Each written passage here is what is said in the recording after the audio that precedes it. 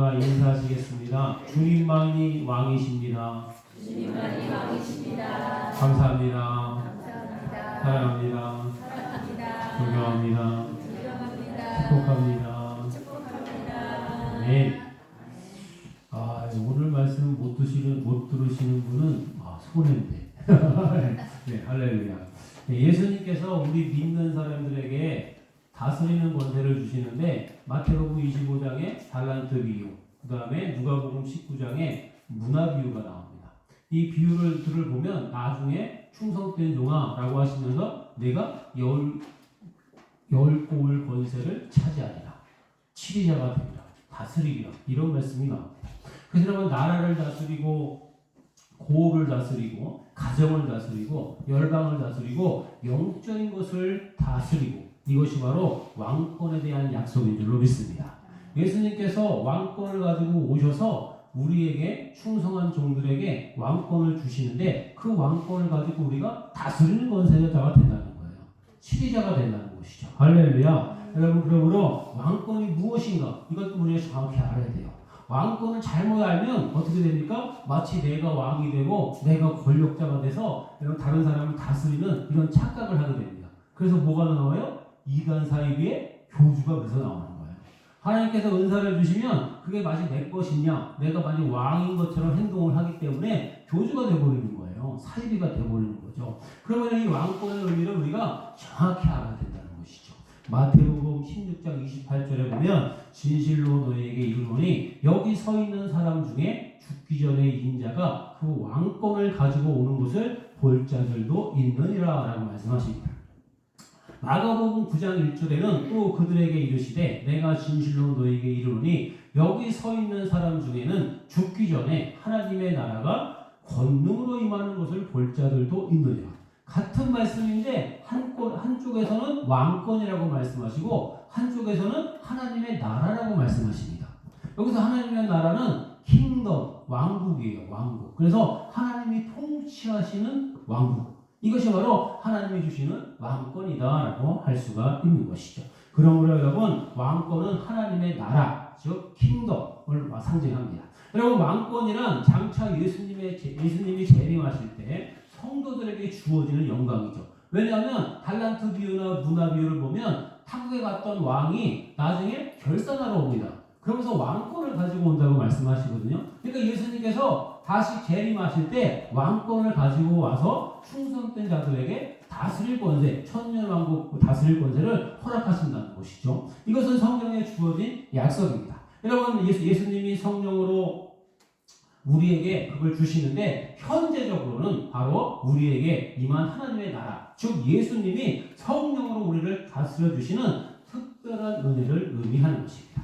지금 우리에게 하나님 나라가 임했고 우리가 하나님의 통치를 받고 있다면 우리에게는 왕권이 이미 주어진 줄로 믿습니다. 그러므로 이 시간 주님이 약속하여 주신 이 놀라운 왕권을 받는 귀한 시간이 되시기를 주님의 이름으로 축원합니다. 그것을 보여주시기 위해서 오늘 본문 말씀에도 예수님이 나귀 타시고 왕으로 오실 것을 예언하고 있습니다. 그런데 이 예언이 신약에 와서 그대로 이루어지죠. 예수님께서 어린 나귀를 타고 예루살렘에 입성하시면서 말씀이 성취가 됩니다. 지난 시간에도 말씀드렸지만 하나님의 약속, 그것을 믿고 실천하고 그럼 어떻게 된다? 성취된다. 이것이 성경의 법칙이라고 말씀드렸습니다. 예수님께서 오늘 스가랴서에 예수님에 대한 이 예언의 말씀이 예수님 신약에서 그대로 성취가 되죠. 그리고 그 영광스러운 구원의 약속은 장차 예수 그리스도께서 재림하실 때에 완전히 이루어지게 됩니다.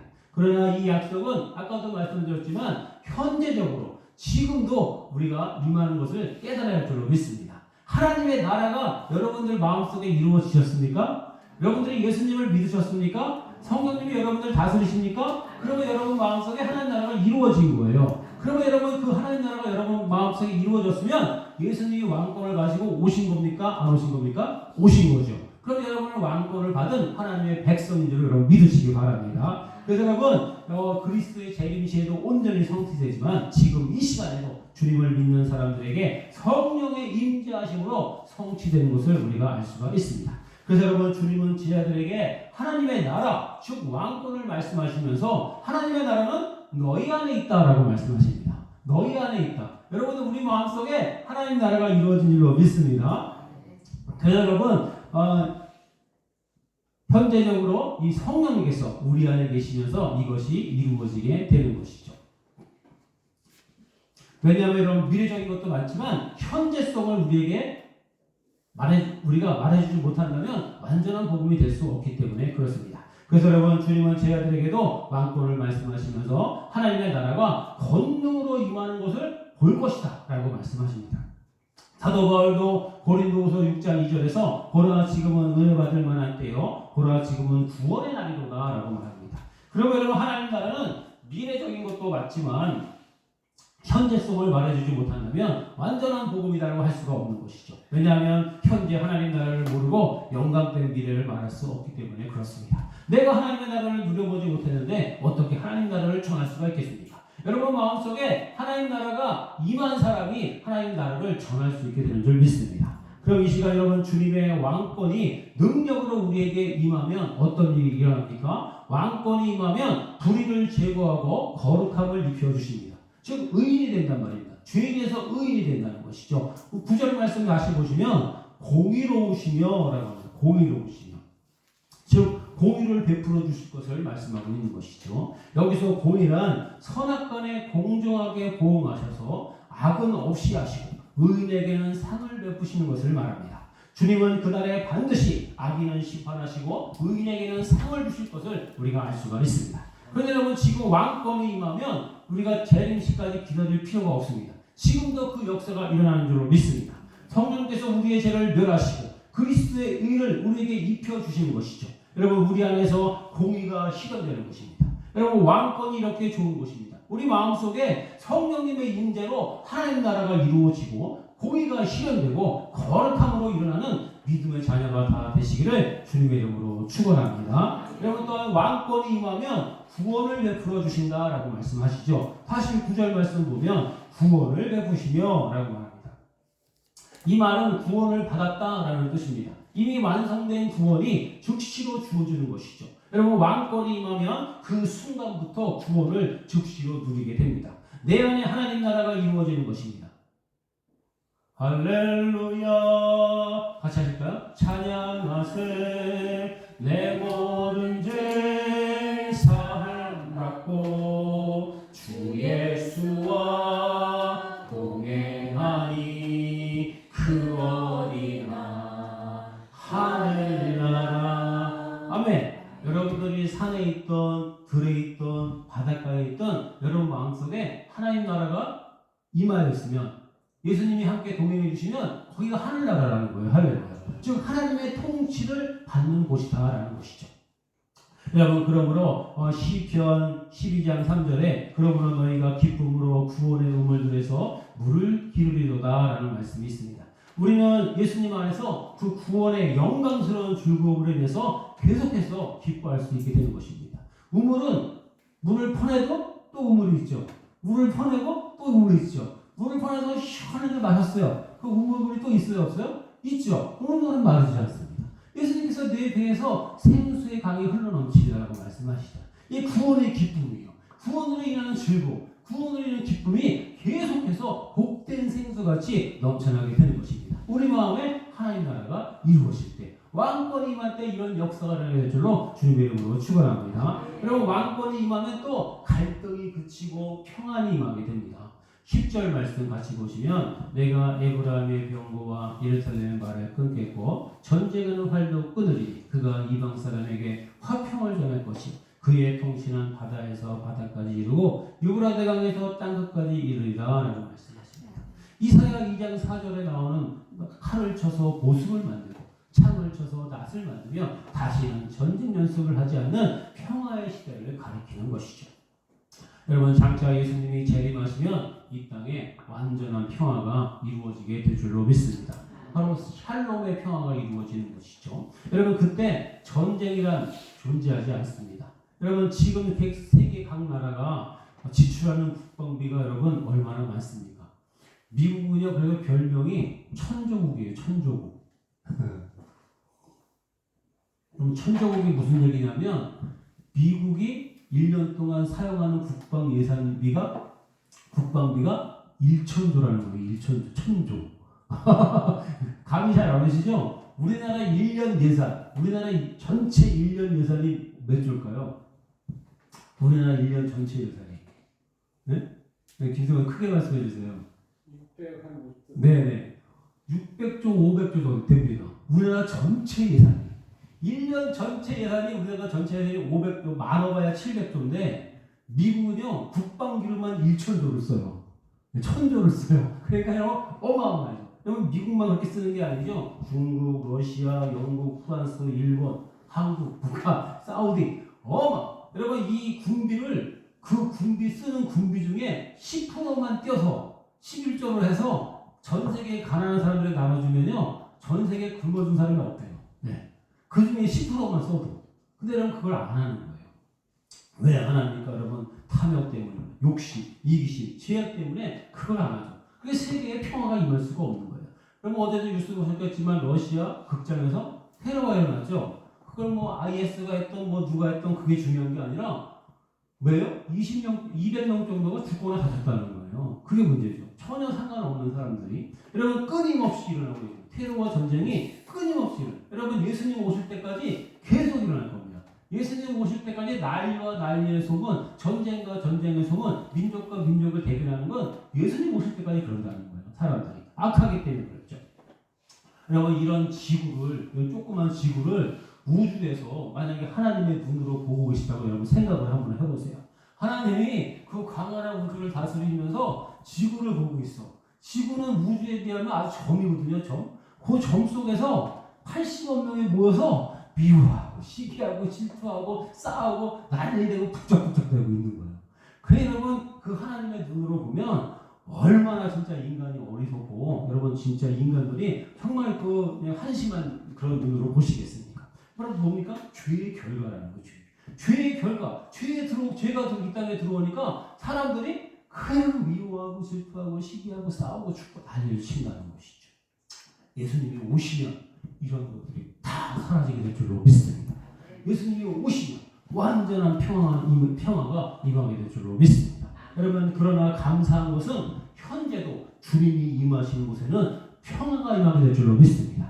예수님께서 말씀하시죠. 내가 너에게 평안을 주노라 라고 말씀하시죠. 여러분 이 평안은 예수님의 왕권으로 임한 평안이기 때문에 한번 임하면 어느 누구도 빼앗을 수 없는 진정한 평안이 되는 것입니다. 그러니까 여러분 예수님을 마음에 모신 사람은 아까도 말씀드렸지만 산에 있던 들에 있던 감옥에 있던 어디에 있던 마음이 평안한 거예요. 예수님이 임하셨기 때문에 예수님이 평안을 주시기 때문에 그렇습니다. 그리고 모든 지각에 뛰어난 평안이죠. 어떤 감정도 다 압도하게 됩니다. 그래서 여러분 기도하면 이길 수 있게 되는 거예요. 정신병도 이겨내게 되고 여러분 다 마음의 병도 다 이겨낼 수 있는 줄 믿습니다. 주님이 주시는 평안이 임하면 이겨낼 수 있는 거예요. 여러분 그리고 이 평화의 복음이 교회를 통해서 땅끝까지 전해지게 될 줄로 믿습니다. 복음이 들어가야 나라가 삽니다. 여러분 복음이 들어가야 나라가 사는 거예요. 우리나라 여러분 제가 가끔씩 말씀드리지만 생각해 보세요. 5,000년 역사 그죠? 반만년 역사의 찰단이 빛나는 우리나라 그죠? 그런데 그 위로 한번 생각해 보자는 거예요. 고려시대까지 조선시대까지 우리나라가 어떻게 살았습니까?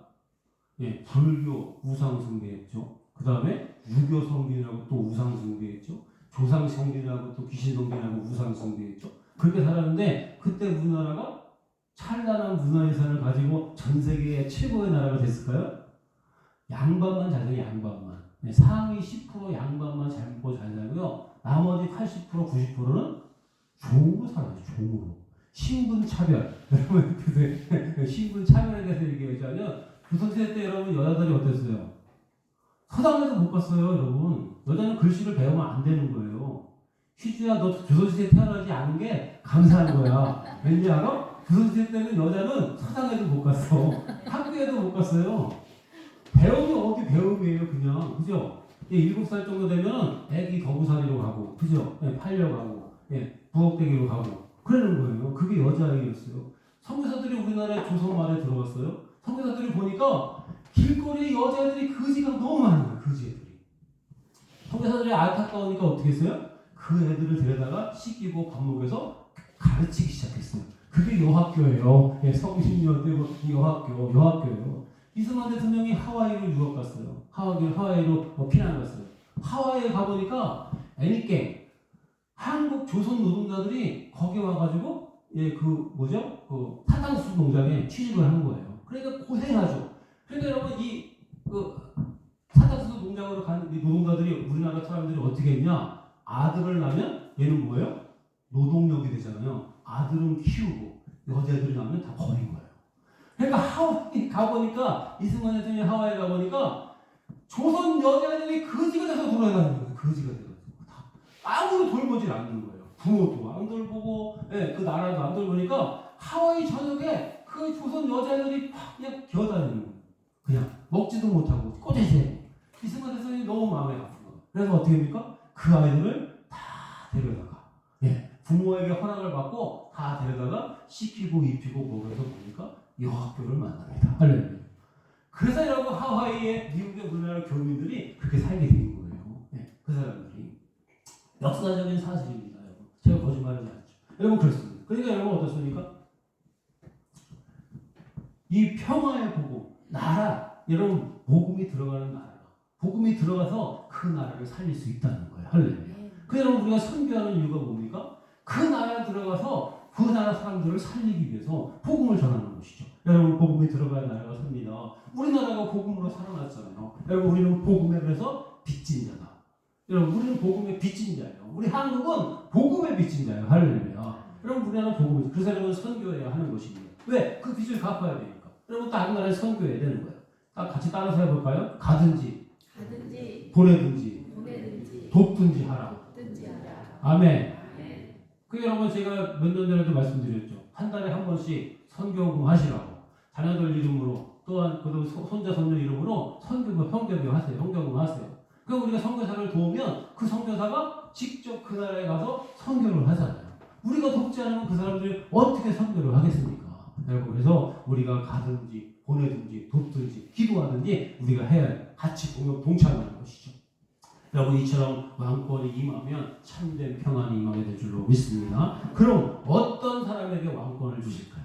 여러분 왕권 임하면 이렇게 좋은데 어떤 사람이 왕권을 받을까요? 오늘 본문 말씀에 그 방법이 나옵니다. 9절 말씀 다시 보시면 다시 읽어볼까요? 시작 9절 시온에 따라 크게 기뻐할지어다. 예루살렘에 따라 즐거이 부를지어다. 보라 내 왕이 내게 임하시나니 그는 공의로우시며 구원을 베푸시며 겸손하여서 나귀를 타시나니 나귀의 작은 것 곧 나귀의 새끼니라. 아멘.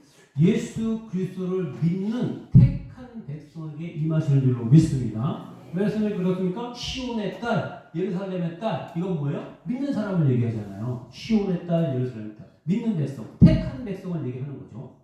즉 예수 그리스도를 믿는, 구세주로 믿는 택한 백성에게 임하신다는 말입니다. 베드로전서 2장 9절 너희는 택하신 족속이요 왕같은 제사장들이요 거룩한 나라요 그의 소유가 된 백성이니 아멘. 우리는 하나님께 택함받은 백성이에요. 거룩한 나라인 거예요. 여러분 왕같은 제사장인 거예요. 여러분 주님이 주시는 왕권은 우리 믿는 자들의 것임을 여러분 믿으시기 바랍니다. 여러분 또한 기뻐하고 즐거워하는 사람에게 이 왕권이 임합니다. 크게 기뻐할지어다 즐거이 부를지어다 라고 말합니다. 날마다 하나님께 감사하고 찬양하며 예배하는 충만한 사람이 바로 왕권이 임하게 될 줄로 믿습니다.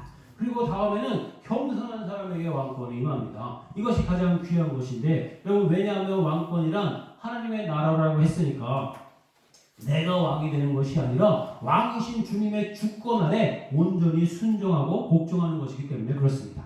여러분 내가 왕이 되는 게 아니죠. 주님 왕 되신 주님께 우리가 순종하고 통치를 받는 겁니다. 그러므로 어린 나귀를 타신 주님처럼 진실로 겸손히 주님만을 왕으로 높이시기 바랍니다.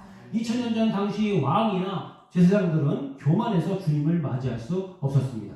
결국 그들은 예수님을 십자가에 못 박게 내어주게 됩니다. 여러분 지금도 교만한 사람이 전도하기가 제일 힘든 이유가 바로 여기 있습니다. 주님을 왕으로 받아들이지 않기 때문에 그렇습니다. 여러분 교만한 사람은 주셨다가도 빼앗아 가십니다. 그러므로 여러분 우리가 늘 겸손해서 하나님의 왕권을 받는 우리가 되어야 할 줄로 믿습니다. 여러분 또한 12절 말씀에 보면 오늘 읽지는 않았지만 12절 말씀에 보면 소망을 품은 자들이다 라고 합니다. 소망을 품은 자. 소망을 품은 자는 어떤 사람입니까? 비전을 가진 사람. 비전. 마음의 소망을 품은 사람. 성령님이 주시는 소망을 품은 사람. 비전을 가진 사람이라는 것이죠. 여러분 이 말은 날마다 약속의 말씀을 기억하고 또 기도하는 사람이 되어야 한다는 것을 말합니다. 그러면 집에 있든지 직장에 있든지 학교에 있든지 교회에 있든지 늘 기도하며 소망을 품는 여러분 되시기 바랍니다. 그래야 주님이 권능으로 임하십니다. 다섯 번째 달란트와 문어의 비유를 아까도 잠깐 말씀드렸지만 맡은 자들에게 구할 것은 충성이다라고 말씀하시죠. 여러분 순종하고 충성하는 사람에게 주님의 왕권이 임하게 될 줄로 믿습니다. 사랑하는 여러분, 주님은 2000년 전에 왕으로 오셨어요. 그런데 어린 나귀를 타시고 입성하셨습니다. 여러분 지금은 성령으로 임하고 계신 줄 믿습니다. 장차 더 온전한 구원을 주시기 위해서 재림으로 임하실 것입니다. 주님은 지금 이 시간에도 왕이신 주님을 구세주로 믿고 겸손하며 날마다 예배하고 기도하는 사람에게 충성하는 사람에게 왕으로 임하고 계십니다. 여러분 이 시간 우리 주님이 더욱 충만히 임하셔서 공의와 구원과 평안과 소망과 사명과 승리와 하나님의 특별한 사랑을 받는 영광스러운 성도들이 다 되시기를 주님의 이름으로 축원합니다.